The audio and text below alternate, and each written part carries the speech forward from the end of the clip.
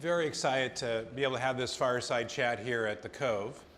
Very lucky to have Harry Hamlin, a pretty famous Hollywood actor, but also a technology enthusiast and investor in TAE.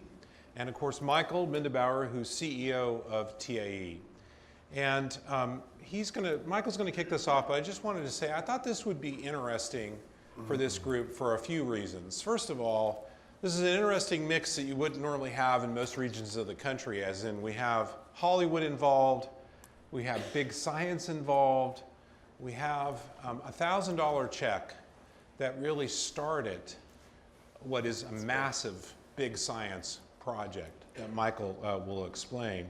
And as we've heard in other talks today, Dave and John, this is a company that currently has a $3 billion valuation. They've raised $700 million. In my understanding, there's not been a down round since Harry wrote that check. That's right. So if there's anything we can learn from that, it'd be very helpful. But I also think this is a very exciting story. And I'll just say that I've been an angel investor since 2000, and I've literally screened over 1,000 deals. And I have not seen a more effective pitcher than a nuclear physicist in Michl. He is incredible, and you'll see how infectious his energy is and really why he has pushed and pulled this project through from the very beginning. So Michl, why don't we start off with you? Well, thank you. No, I don't know if I deserve to be here, but with that introduction, I appreciate it, Bill.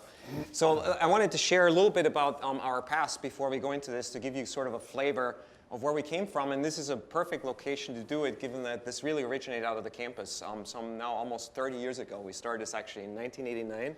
Harry and I became friends, about sometime mid-90s maybe? Right? I think mid-90s, I think early 90s. Early 90s perhaps even. And then 20 years as a real company. So in fact, in 1998, when we began, we had a thing we called the sewer pipe. It was actually a university project scale. We drew it up on a napkin over lunch and then built it in a few weeks with a few students. And that migrated over the last 2 decades into ever more sophisticated national lab scale machines. In fact, we're operating now, what you see there highlighted in yellow, we call it Norman, because Norman Rostocker, my PhD mentor and one of the top people in the field, a faculty here in the physics department, deserves all the credit really. He's the brainchild behind literally everything we've been doing.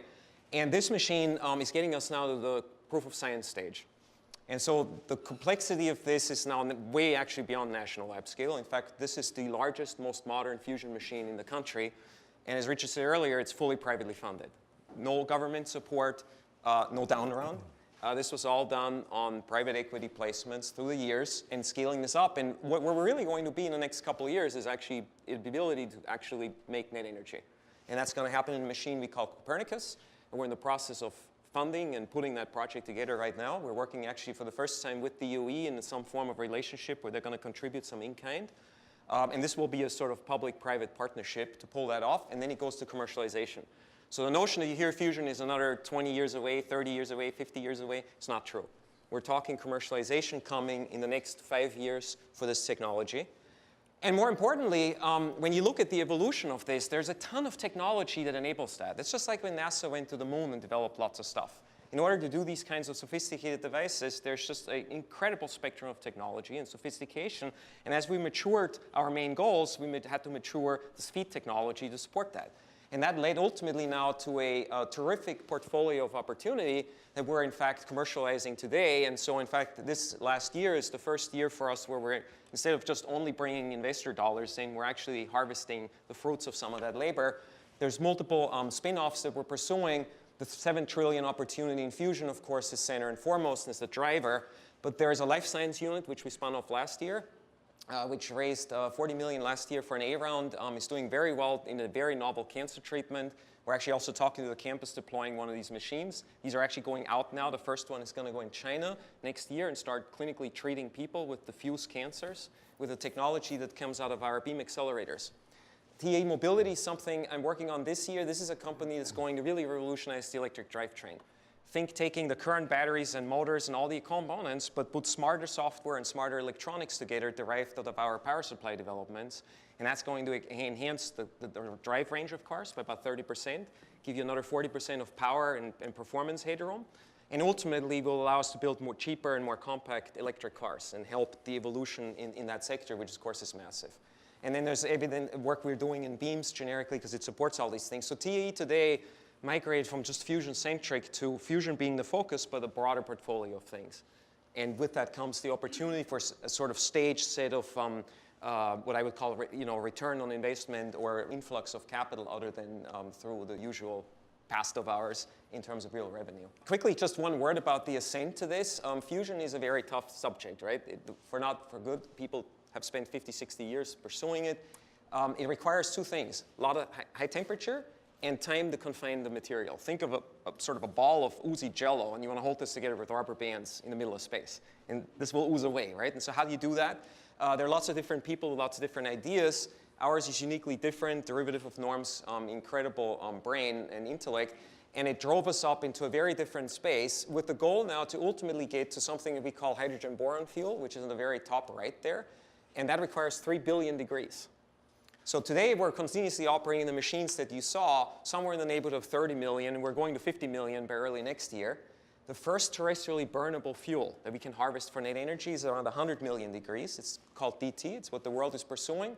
With the next machine, Copernicus, we're going to access that state.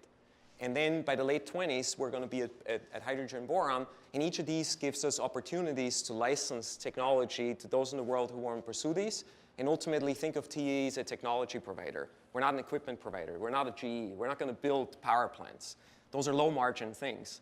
It's the interesting part is the software, the smarts behind it, the technology base. And this is where the company is focused. And you can do this with a few hundred people as opposed to tens of thousands of people. And you don't need a big balance sheet to do that either. So this is where we're focused, and this is our ascent. And over the next 10 years, I think this is going to be an inflection point for humanity. And it is certainly an incredibly exciting time, not only doing the fusion, but to spin out these other opportunities. And so what we wanted to share with you guys today was a little bit of that journey and the kind of organic evolution to get to this stage of existence. So with that, I think I've said a little bit too much perhaps about science, but I think it's a good backdrop. And with that, maybe we'll have a conversation about how we actually got here over the years. Before you start that conversation, though, just give them some overview. You fire the machine multiple times a day, and how much data you collect every time you fire the machine. And you are heating the plasma greater than the center of the sun in this building. And an aside, think about that. They have plasma in their building hotter than the center of the sun. And the issue they had with the city and permits was the color of what, your nitrogen tank, or what tank was it? Yeah, that's right, actually. Yeah. You learn a lot about you siting, can heat up the plasma. planning. The color of this tank here is, they're in an industrial area. I just think that's I'm amazed you remember that, Richard, but that's very true. So on one of our earlier machines, so we're building this sci-fi project, right? The worldwide sourcing, best and brightest around the world trying to help. And then we got stuck with the planning commission in Lake Forest that didn't like a 6,000-gallon liquid nitrogen tank outside, because we're in an area where it's not very industrial. It's not supposed to be. And so everything comes on time, is delivered, we're ready to go, the investors, everybody's fired up. And then comes the notch of the planning commission saying, no, we can't deploy the final piece to cool all this gear, this tank. And so it was a negotiation. It went from what I thought a simple process to the bizarre. Turns out there's a law in California in the building code, you have to be 3 times the height of the tank, or the largest dimension, away with the nearest wall. That puts it beyond the footprint of the perimeter of our plot of land. So it was like, well, we can't build this kind of thing. And says, okay, you can't put a building around it. All right. Put trees around it and said, look, we have liquid nitrogen tanks. Everybody's seen the Terminator movie, right? When the nitrogen dumps out in the street. These kind of tanker trucks, they come sometimes twice a day. How can we have that there when there are all these trees around? How do you keep all this stuff clean, right? So it was a long song and dance in the end. Yes, it settled on the paint color. Said, okay, if you paint it in with the rest of the building, it sort of blends, we'll pass it. So we learned a lesson there, and we had to run for about 6 months on auxiliary temperature control systems on a project that otherwise was flawlessly executed. But sometimes it comes to the details, and you learn a lot doing these things. Yes. So talk about how much data you collect, and then let's start with talking about how Harry got involved with this. Actually, I should rather say Harry should tell me how I got involved with it from the company side, but we'll do that. Just a quick word on the data, right? So there's currently about 8,000 physics channels coming off. We're controlling about 80,000 things on that machine. So think aircraft carrier style control system, very cascaded, controls all these things perfectly, and then the data that comes out It's on the order of 10 gigabytes per shot. There's about 60 shots a day that we fire, or experiments. And the biggest problem is really processing that intelligently, right? Gathering it is one thing, but then to actually do something with it that is readable by human beings, there's a massive amount of behind-the-scenes back processing, and we've now gotten that down to an art. Google is a helper on this. We use a lot of AI and machine learning, and we can actually process these experiments now at that level in about 3-4 minutes. And so then you can have a very high shot pace, and in fact, we're using computers to decide what the next shot even is. So we've taken it out of the hands of the operator, and we've turned it into a machine learning experience where computers never forget anything, right? They know the entire history of every shot we ever took. They have a sense of where we want to go. They can connect this intimately with the 8,000 data lines that just came out of the experiment we ran. And then what it also does, if you tell it you can go from one point to the other point, anything in between, and it will also explore near the ends. As a human, we tend to like to be in the center. You don't like to go where it's edgy or where, so you could fall off a cliff or the machine could have a defect. And this is the wonderful thing, the holistic exploration of space and finding new opportunities there. And we've done remarkably well with that, actually, with Google as a partner. 2 years ago on the older machine, we found a new operating regime where we could actually get much hotter plasmas than we had ever anticipated. So that goes for all the graduate education and the mindset. Sometimes that combination of humans plus the sort of untiring computer systems behind it and extracting the best of that exponentiates actually our ability. And so I wanted to just throw as a final in there, there's always this notion we're going to get run over by AI one day. And I think we're a perfect example that says humans have enough creativity and intelligence that computers don't. So when we put the two together, they can really excel. And so I think there's a good notion there that we're not going to get overtaken by those systems any day soon, not on the creative side anyway. So Harry, maybe you want to chime in on how do we end up here? Well, clearly I'm not a rocket scientist, and I'm also not a nuclear physicist. But I must say that the smartest thing I've ever done in my life was to recommend that we hire this man to be our chief technical officer. At the beginning, that's what your title was. Now that's you're right. CEO, run the whole deal. But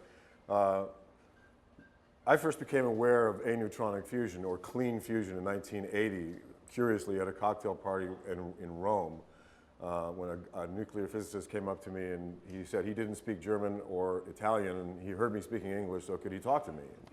And he talked my ear off about this new idea he had for a new way to make electricity that was clean and pollution-free and ubiquitous. The fuel was ubiquitous, and you could run these power plants for years, and there'd be no global climate change. And I thought it was way too good to be true. I thought the guy was out of his mind, in fact.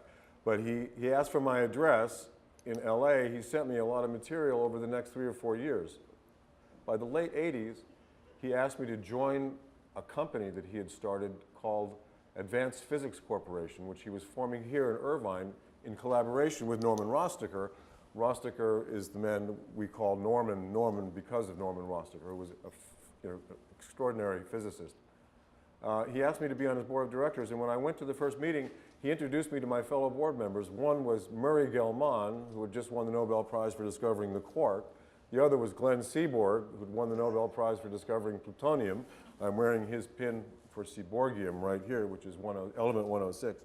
And then he introduced me to Buzz Aldrin. He said, this guy walked on the moon. So more and more of the board members were more and more famous. And I said, who is this guy, and what has he got? Obviously, somebody believes in this technology. In any case, over the next, I'd say, 6 or 7 years, I became sort of the spokesperson for that company and for aneutronic fusion.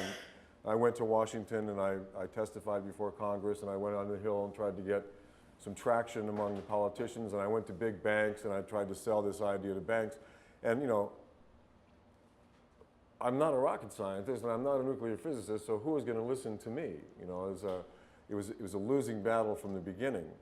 But then, in the late 90s, I guess, Norman Rostocker and a bunch of us who were on an advisory committee decided that we would start our own company, that we wouldn't wait for some other entity to come along that we could hitch our wagon to, that we would actually get together and start our own company amongst very few of us who were on this board. It was a bold, and a lot of people would say ridiculous idea, that we would start a company that would try to change the world and get us off of fossil fuels and into an entirely new regime for creating electricity. And so, for some reason, we decided to do it. And it was a wink and a prayer that we went on. And you saw the first check that I wrote from my wife, Lisa Rinnes, and our household account, which then we were able to raise $10,000, I think, in the first couple of weeks of the company. We had, Frank Wessel wrote a business plan in 2 weeks. So we started the company on April the 11th, 1998. That's right. We had a business plan ready by April the 1st. We had our first board meeting late April. And all of a sudden, Lady Luck descended on us. And we had Michl as a potential CTO. Without Michl, without him having come aboard, none of what you saw on that screen ever would have happened. I would say that, I would have to say that the people that you have hired, the way you have run the company, the way you have orchestrated this symphony of science has been absolutely extraordinary. So for angel investors, for people who are trying to think about how did this all happen, it comes down to the people. It comes down to, if you get the right people involved, if you find the right person to run the ship, to steer the ship, that's when you're going to have success. And Michl, I have to, my hat's off to you for doing an unbelievable job over the last 20 years. I appreciate that. I would add, you know, I was invited this last summer here to give one of the commencement speeches for the physical sciences, and I was thinking what to tell the young students, and one of the things that crossed my mind, which is so intrinsically related to what we've done here, is purpose, right? There is a grand purpose behind what we're trying to do that attracted people out from far left, and as you said, you're an actor, right? People from very different walks of life than nuclear physics.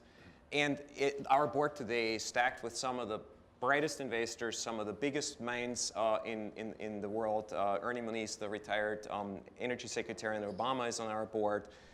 Jeff Immelt from GE, John Mack from Morgan Stanley. The name goes on, the list goes on. And all these guys came in at the right moment, at the right time, with a particular key to unlock a door that was critical for us to get unlocked. These kinds of things, as you said, they obviously have to succeed in making science fiction happen from a scientific perspective. But more often than none, it's these other circumferential things. It's the human element, which is the biggest. In fact, if I ever get asked what is the proudest achievement, I always think it's bringing people together. To do something on this scale, we need hundreds of super bright minds. Those people typically don't want to work together. So to get them to band up as a team to actually deliver something like that is hugely difficult to do, and usually the biggest impact point from a risk perspective, right? And then bringing the periphery of the people together that open the doors with the NRC, with fundraising, with whatever have you. And I think it's the great purpose behind it that's greater than any one of us, that somewhere connects all of us and creates that sort of, you know, that fertile soil around which you can build something like this. And you know, you look at the incremental chance for failure, or I should say success, it's basically close to 0 for each one of 100 steps. You multiply these together, right? The number is definitely 0. Yet we're here. And I think it's because of that purpose behind it and that mission that starts to develop. And as we get traction, of course, today it's easier to convince people that this isn't just science fiction or we're all kind of a bit wacky in a garage. There is more to it now, and that makes it easier. But even now, it's on a bigger scale, and it's still that same sort of dynamic, I think, that plays out. I think you said it very well. The chances of this succeeding to this level were absolutely 0 when we started out. I mean, what I knew when we started the company was that if we hadn't started the company, then the chances of this ever seeing the light of day would have been less than 0. All I knew was that if we started our own company, the chances would be slightly greater than 0. Only slightly greater than 0. But it turned out to be enough. It was. So I want to jump in there because, first of all, Harry's underselling himself, and that his father was a rocket scientist. That's right. So he comes from deep technology background. I threw out the Hollywood actor because we all have biases what that means, but there's a lot more depth there. There's also incredible depth from a leadership point of view from Michl. So from a leadership framing, Michl is a transformative leader. In other words, he creates a vision that allows people to be part of something much bigger than themselves. So not only is he incredible at pitching, I mean, you can feel his energy, right? But it's also how he's led. And I'm sure that Harry's network, et cetera, in the beginning certainly played a big role. So these two together were quite the duo. And my perception is there's never a such thing as a complete CEO. You build a CEO by the people around them, and in the beginning, having these two leading the charge gave it a little better percentage chance. I want to ask one more question, but also want to make the point, I don't know if it was clear, and if boron 11 is still the element, is that this uses a non-radioactive material, but it's cheap and plentiful. It solves all the problems. There's no radioactive output, there's no radioactive on the inside, so this really solves from a environment point of view and a cost point of view the incredible solution. So what I want to do before we get into questions, because I'm sensitive to time here, this had plenty of near-death experiences like most startups did. So maybe the two of you can talk about a couple of those along the way. You want to take a shot first? Well, I just remember there was one time, and I'm not exactly sure when it was. We were flying to New York for a board meeting in New York, and we were on fumes. Basically, the company was on fumes, but we had some irons in the fire. I was flying in from LA. I think you were coming from Long Beach, maybe, and we somehow intersected in the airport as we were going down the baggage claim. I saw Michl. He was coming here. He was coming, and as we were going down the elevator, I was saying, man, we're kind of in trouble. This is and Michl looking at his phone, right? And he's going, wait a minute. It came through. That's and we right. got a $50 million, as we were going down the escalator, he said, we just got $50 million. That's right. I think it was welcome. It was welcome, yeah. From Yes. and it was, so as we were going down the escalator, he hadn't gotten that call, we might have been going into Armageddon, but instead we got the dough.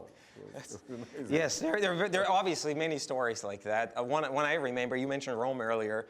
We were in Rome, we were trying to get the Italian electric company, it was about 2005 to invest.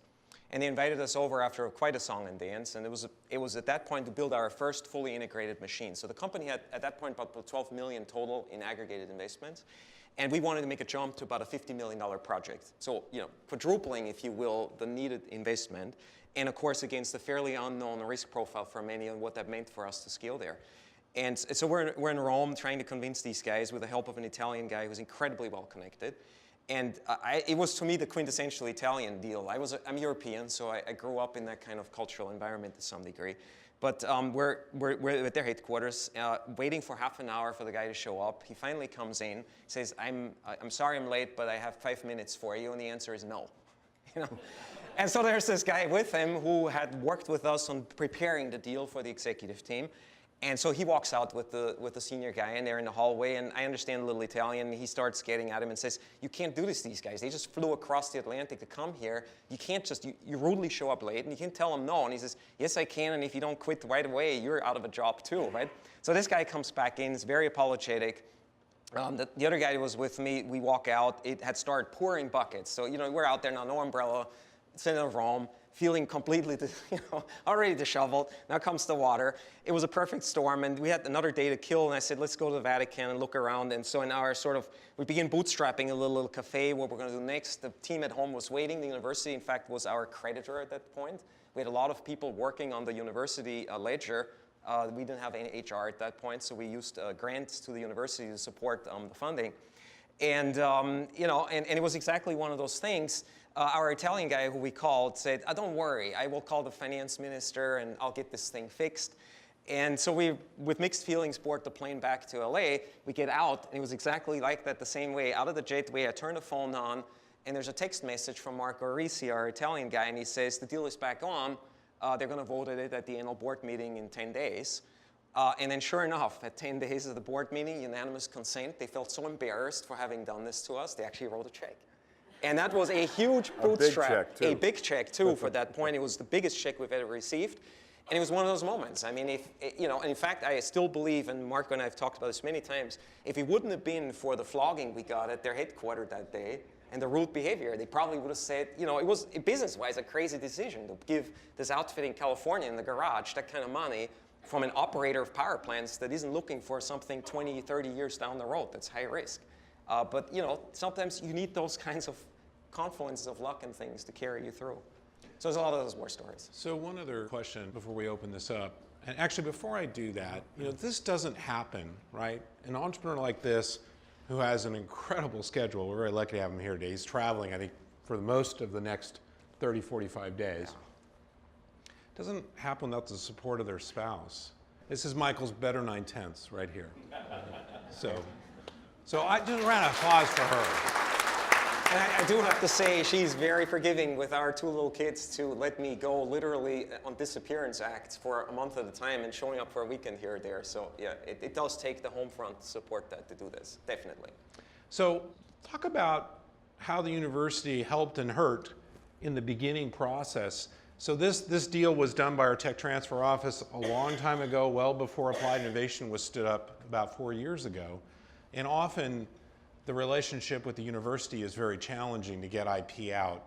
But why don't you talk a little bit about how that progressed? I think I might be able to take Go that for one, it. too, Sure. Because we first began working on getting the license 1997, I think we were talking about it with them. There were two other people who wanted the license, the two people that we interviewed in Orlando. We had a big meeting in Orlando, Florida. It was organized by Dave Shetter, who was the tech transfer. He was the entire tech transfer department, one guy, back in 1998. And he organized this conference in Orlando, Florida, and we interviewed these two guys who had applied for the license, and it turned out that they were not eligible. We had done due diligence on them, and they were actually bad guys who had been disbarred and whatever. But Dave Shetter was like a dog with a bone. He knew that we had something. And it was very hard for him to convince the university that we weren't just a couple of goofballs in a garage at the time, because we had nothing to show for it. We had no experiment that was ongoing. We had this grand idea that Norman had, and we all respected Norman. And we also had Glenn Seaborg. Dr. Seaborg was a huge promoter of the idea of forming a company and getting the license. But I have to say that Dave Shetter, who passed away last year, but he was extraordinarily helpful in giving us the license. Here we were. We had no assets whatsoever. $1,000. That's all we had to begin with. And yet he walked us through the process of getting the license, step by step by step. So my hat is totally off to the way the university handled that. It was you had Absolutely. More negotiations with him after we started it, but maybe you can go on with that, how he helped with that. Yeah, no, I think you said it very well. It came down to a few individuals, the key individuals who, just as us, were visionary on this and said, if we don't do this collectively together, this is not going to happen, and the world won't get this chance. And the university here, in particular, the Irvine campus, had terrific leadership, both in tech transfer and in the people in physical sciences. The dean was terrific, and it was for the strength of a few of those individuals that were here. As I said earlier, I was describing this thing with Enel, right? At the early days, we couldn't afford, or felt it was a very inefficient way of spending money to have an HR department and hire these people in. In fact, most of us were consultants to the project for years. And the few people who were really full-time, if you will, as employees were actually university employees. And we began on a lab here. In the first few years were up until that lab needed to be torn down and put another building up, was on campus. And so we wrote, a sponsored research agreement checks to the university to do this. And they stood up for years in helping when sometimes our checks were a bit late. They still kept the payroll running. They allowed us to eventually rent our first off-campus space, which was, at first a modest space, but eventually a 65,000 square foot building, which we didn't have the balance sheet to support. No landlord would have agreed, in good conscience, to give somebody like us, this sort of scale rental. So it was the university, in fact, the Regents, that then underwrote the lease. For many, many years they did. And I think if it wouldn't have been for that, putting that level of skin in the game and at risk, and having this visionary leadership here, which frankly, and I've seen now lots of universities, we do a lot of work with universities across the country, and I have to say Irvine is really unique. I don't know what it is. It's, the University of California is a very big bureaucracy, but there's something here that is uniquely different, and I think it's incarnated now even more so with what Richard is building here. There is a spirit here that's unique, that is visionary, and that's willing sometimes to take a risk when the gut tells you you should. And that's exactly what happened in this project. And I could go on for an hour telling a lot of detailed nuts and bolts things that each in their own right, if we hadn't done it the way with the support we got, we wouldn't be here. And the university deserves huge credit, huge credit. So UC Irvine has been pretty entrepreneurial from Yes. the very beginning, and Michl's on our board at Applied Innovation because, not to take away anything that you two did, but I think we were very lucky that the university worked with you to have it be successful in the beginning, or have it stay alive in the beginning. And we want to ensure that this kind of opportunity not only is allowed to grow out of the university, but we're supporting it and connecting the financing for it, et cetera. They're way past our ability now. But you know, there's still some great symbiotic relationships. For instance, so we've sponsored 8 PhD students that we ultimately hired. We've sponsored countless undergraduates and master's students. We're doing continuously work on all sorts of areas, now with the more expanded portfolio covering from the medical side to chemistry, to physics, to engineering. And so there is a vibrant interactivity that in fact is a big fabric component of success. These technologies are vast. There's no way for a private shop, even with 1,000 people, to cover everything adequately. So you have to have these partnerships. And so I think that there's this continuous reliance, a symbiotic, mutual respect reliance on each other that is wonderful. And this is why I love coming here and helping, and why, you know, Harry and I are both on the advisory council to the Dean in Physical Sciences, because this is so vitally important. And I think if you look at the future of any of these larger technologies, public-private partnerships, academic, private industry partnerships, they're critical. And the work as we go into the frontier of technologies becomes more and more interdisciplinary.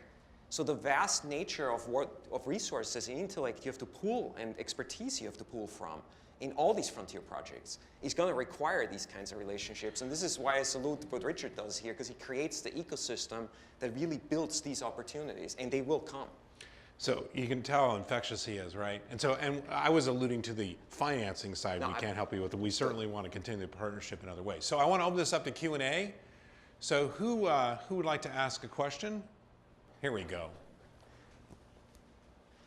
Sometime in the 80s, there was this cold fusion to do in Utah, and it looked like it was pretty much bogus kind of technology and would have set the whole notion back a lot. So how did you actually go right back to the very beginnings of getting people to say this isn't another fraud that's being committed by somebody? That's a very good question, and one we certainly struggle and still do. Yeah, the whole field has, you know, this sort of sour aftertaste. Two issues with it. One is the fusion aspect of it, because Pons and Fleischmann, to whom you're referring, they did get a lot of attention, and it turned out that what they were doing was not necessarily above board. That's one element, fusion. The other is nuclear. And so the word nuclear comes with a lot of baggage. And there are a lot of nuclear kinds of projects that don't involve radioactivity. The fact is that most people don't know that.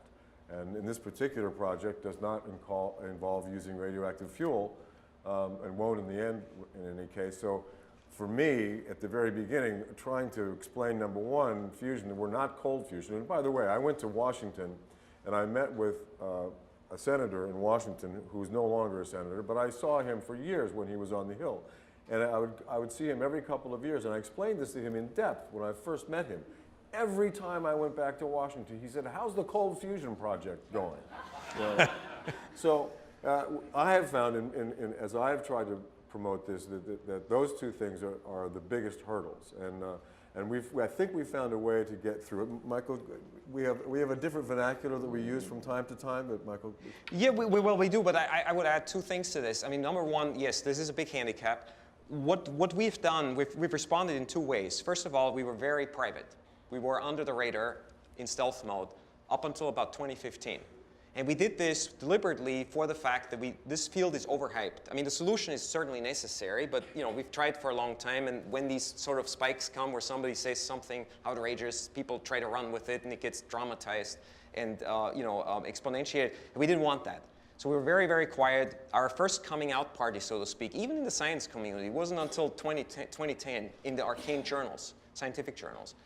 2015, we really came out because we actually are able, with 2015, we had the first ability to actually hold plasma at will in any configuration we wanted to dial in with the computers, and would stay there. And this is a big deal. You can't build a reactor without having control over the hot ball. It was at a conference sponsored actually by the university. Norman had passed away in 2014, Christmas Day. And this was his memorial symposium that the university and us co-sponsored in 2015 in the summer. And we, by a fortuitous confluence, we achieved this data set in June of that year. And this conference was August. I think it was late August. And so we actually announced that breakthrough there. Science Magazine had a writer in the audience. They wrote about it. And then it just cascaded. The New York Times wrote about it. We're on the front page of Time Magazine. It was an incredible, beyond humbling experience, to be honest. But it was done at that point actually in a very measured way. We had worked with everybody in our PR team, and David Ewing is here in the back, deserves a lot of credit for making sure that the message wasn't overhyped. We didn't tell people tomorrow we're going to build a reactor. I'm telling you now we're 5 years away because this is built on scientific fact. But this was now 5 years ago, and it wasn't at that point there, and we said we're still about a decade away. So that was important. The other thing is we put a science panel together of some of the brightest minds in the field in 2006. And they come twice a year, and they do basically a PhD exam on the company. It's really a thesis defense. Our guys have to prepare for about a month. We come out, we have to defend the data, to defend the next steps, the vision, the step forward, and everything gets scrutinized. And they write a report to the investors and to the board. And so if you don't succeed there, there's no other check coming. And we know that, and so we take these very seriously. And they do two things then, right? They keep a sanity check and a lid on. They bring the outside validation in. They open it up so that somebody on the outside who wants to invest has an independent third party. I should have added these people have no compensation whatsoever other than we cover their time spent and the travel expenses. So they have the independent sort of voice. And this was very, very critical. And that's always kept us not just honestly within the walls from drinking our own Kool-Aid, but it provided that sort of echoing and sounding board to the outside. And I think these are very important things. If you look at what Pons and Fleischmann did, they did exactly none of those. They went straight out. They overhyped what they were doing. They had no scientific checks done or validation before they went out with the news. They should have had another team come in with a different set of eyes and detectors. We do that. And I think when you build it on that level, yes, it goes perhaps slower, but you build credibility. And as it increments up, it gets to the point where the momentum now is really there and it's foundational. So I'll just say that it's rare that a practice from academia is actually helpful in the entrepreneurship world. But in this case, the PhD process actually, and this independent group, because you had a lot of skepticism by Nobel Prize winners and others in that Absolutely. in the very beginning. So I saw a hand over here. Can you disclose the financial commitment that the university made to your company? And can you also talk a little bit about the support that you got from the president and or the board of trustees, or was it at that level of decision? So I actually shamefully have to admit I couldn't give you an aggregate number because it kept coming in different increments, right? But I would certainly say that if you look at a lease, for instance, that was a multi-million-dollar exposure.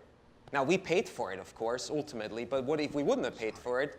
The board of trustees and the regions would have had to cover the bill, right? So they actually took this somewhere on the internal balance sheet and said, we're willing to punt because we are a co-believer in the potential of this stuff. So, and then of course it waned again because we paid it back, and then, something else came up. But it was incremental. I mean, even if you look back at the very early days, we had to get patents filed, right? And we didn't have, as Harry said, we had a $1,000 check from Harry and a few other friends and family, and it was maybe $10,000. But we had $50,000 in legal bills. So the university for years would cover the patent costs that we would reimburse, but it was constantly running totals. And for this, we're worldwide coverage. We have today there's over 800 patents on this. So the portfolio is large and the cost is high to maintain it. And for the first decade or so, it was literally handled straight out of what is now part of Richard's office here. And they were creditors in that sense, that they allowed us to extend, and then we would eventually pay it back. So I don't know if a final total number, but it's certainly millions of dollars up and down at various points. So let me try to do one more. I saw a hand over here. So the first question is whether utility scale generation is part of the vision here, and then B, if so, do you have a sense of what the per kilowatt hour cost will be? And then part C is, who are the other potential licensees? Good questions. So let me try to address these. So first of all, I guess I didn't get to that. Richard alluded a little bit. The company was really built, the whole reason even I joined as a graduate student was that fusion is mainly a game of academic research today. And it's driven by the lowest hanging physics fruit that dictates where you go. This unfortunately doesn't necessarily connect with an endpoint of economics and viability in the utility space, right? And so this is the big fundamental disconnect that's today defecting the field. And Norman understood this deeply and said, and this was so refreshing and why I joined it, he said, we have to subordinate whatever we do to the end game. We need to look at that first and reverse engineer a program that caters to the end goal. What is the end goal? It has to be competitive, economic, viable electricity generation with technologies that exist, that are maintainable by a utility, et cetera, right? Seems pretty simple, but if you look at what the world is doing and spending tens of billions of dollars, it's actually not doing that. So that's the first thing. So we looked at the end in mind, and so cost was always a very big deal.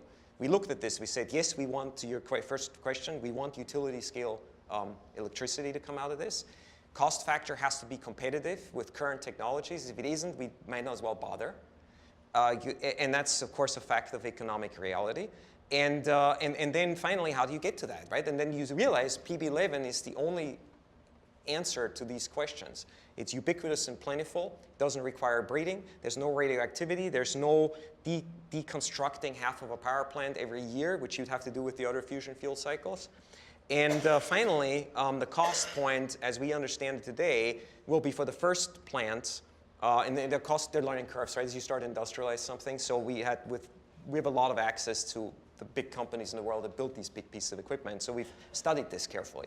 So our first cost points are going to be about 8 cents a kilowatt hour. And if you look at this, there's two kind of metrics that define this. One is the sort of what we call LCOE, or the levelized cost of electricity. This is sort of the wholesale price that you pay for power generation. The other one is to put the capacity in place in the first place, right? So it's what we call the overnight cost, or the hotel cost, to build the plant. Those are typically measured in thousands of dollars per kilowatt. And I can tell you, if you look today, the range on a gas plant is like probably $2,000 per kilowatt. And that goes up to about $7,000 to $9,000 for nuclear. You know, the French nuclear plants tend to be built to a higher safety standard than most in the world, so they may even $10,000 today. And so we said we have to be competitive with all this, right? And so our price point is about $4,300 per kilowatt. So it's very competitive. It's not as competitive as gas is in the US, but the US is unique too. If you go to Europe, gas is more expensive, et cetera, right? So it's very regional. So if you look on average globally, we're very competitive, literally from the first few plants. And that price should come down somewhat more. So we have these kind of curves. And I wouldn't say we'll ever become the cheap to meter. That's not the goal. The goal of the company also is not necessarily to give it away. I mean, we're going to price it so that we compete fairly in the market. But if we can make a good margin, or those that we license it to we will do that. But I think what it really will do, if you go to the end game, it'll be competitive. It will be able to run high power centric loads. It can, if you think of the future of the world, right? It'll be mega cities, tens of millions of people. Think today in the developing world where most of this power use will come from. This is a huge problem that is underestimated because people look at it and say, well, the population increase. Right? So if you look at the next 25 years, there's about 20 to 30% more people living on the planet. We're at 7 billion, roughly, we'll be at 9 billion. The electricity demand will go up from about 4.5 terawatts to about 9 terawatts. It will double. And that's coming from most of the inequality today of quality of life, right? That will have to be, what these people will drive up. And guess how they're going to do it? They're going to burn dung, they're going to burn fossil fuels, whatever, to get to a level of industrial capability. And this is the biggest problem because it becomes a global pollution problem, right? And so the question is, how do you intercept that? And a technology like this can do that. Lagos, Nigeria, it's a completely out of control, chaotic city with tens of millions of people, right? How do you power a place like that? Solar cells can't do that. Wind can't do that. You need a high power density solution, and the only one that's carbon free today is fission. And fission won't do it because it's not competitive financially and because nobody is willing to put up with the dangers it precedes. This is the solution in the end, right? And so once you bring it to that and you say the price point's there, and I can deliver this now and I can make it holistically working where I have ubiquitous fuel, no carbon emissions, no particulate emissions, no radioactivity, that's the holy grail. That's where we started, and that's where we're going to go, and this is the price point behind it. So I think it's a great proposition. So in answer to A, it is industrial, and as far as I know, each power plant is going to be between 250 and 300 megawatt. Is that not? Yeah, we're looking at around 350, 400, but it's the scale of a good-sized gas plant. So that's the scale of it. So we're out of time. I'm sorry we went a little past, but I'd like you to help me thank them for coming out today and having this discussion. Thank you, Harry, and thank you, Michael. Thank you.